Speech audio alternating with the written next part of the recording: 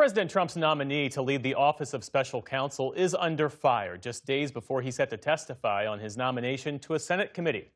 In a text chain obtained by Politico, Paul Ingrassia reportedly made racist remarks, including saying the Martin Luther King Jr. holiday should be ended and, in his words, tossed into the seventh circle of hell.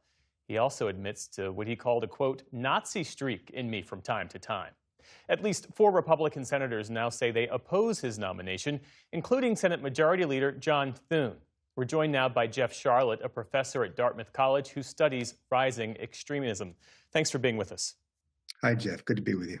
So as we speak, a little after 5 p.m. Eastern, the White House has not pulled this nomination, even though the Senate Majority Leader John Thune says he doesn't expect it to move forward. For people who've not followed this story closely, who is Paul Ingrassia, and how do these leaked messages fit within what is known about his worldview?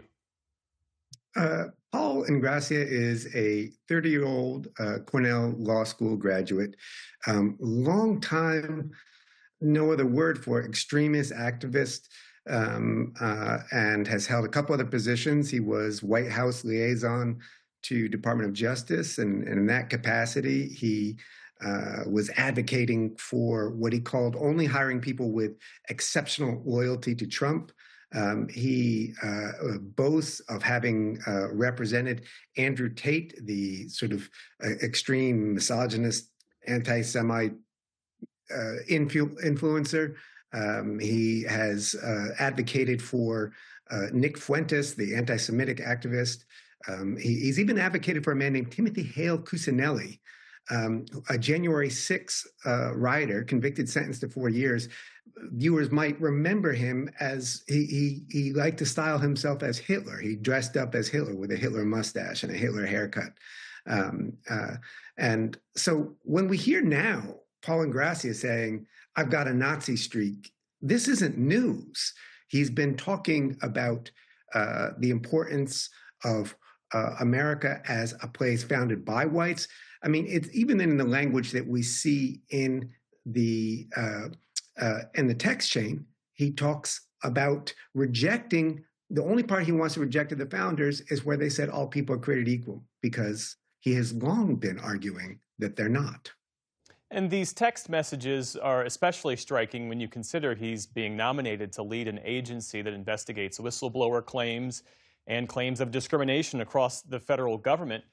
In your view, what kind of moral or political culture allows someone who talks this way in private to be considered for a Senate-confirmed role in 2025?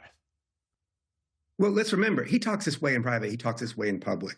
But why is this hitting now? Why are some of these Republican senators saying this versus all the other times he said variations of these comments too much? And I think it has to do with the idea that maybe what he was doing in public before was performance. But what happens in a chat group where he makes these points and then he backs them up. If there's any doubt that maybe he's just joking, although what kind of joke is that? He doubles down and he says, no, I'm serious. This really matters. It's almost a kind of private, intimate racism. It removes any veneer of denial that this is some kind of satire or performance. But is there qualitatively a difference in what he's been saying in this chat and publicly for years now? Is a qualitatively a difference from news we see reported today in the Washington Post that we're going to be cutting back refugees from what was 125,000 a year under Biden to 7,500, 7,000 of whom may be white Afrikaners. How is this qualitatively different from the attempt to purge the Naval Academy's library of Black history, of Holocaust history, even as it left on the shelves books like Mein Kampf? This isn't qualitatively different. It's stylistically different. He's using the N-word, the other N-word. He's calling himself a Nazi, but he's talking about white supremacy, and he's not the only one in this administration.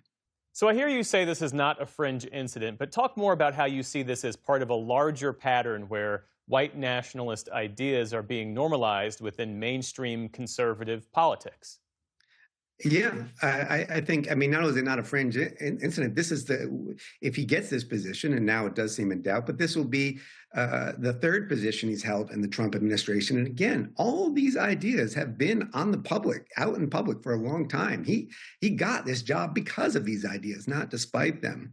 And so I think when we're talking about normalizing, again, we have to ask ourselves, is this sort of something that's out there on the fringe, or it's right there in the center? It's the language.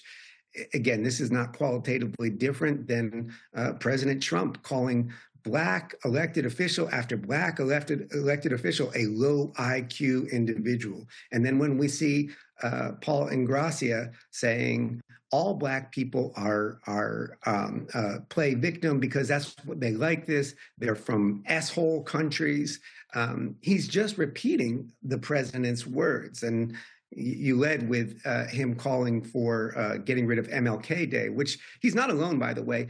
A lot of very conservative politicians for years have advocated for that. He actually goes a step further on that score. He says getting rid of all holidays associated with Black people. Only he doesn't say Black. He uses an ethnic slur. Jeff Sharlet, thanks again for joining us this evening. We appreciate it. Thanks, Jeff.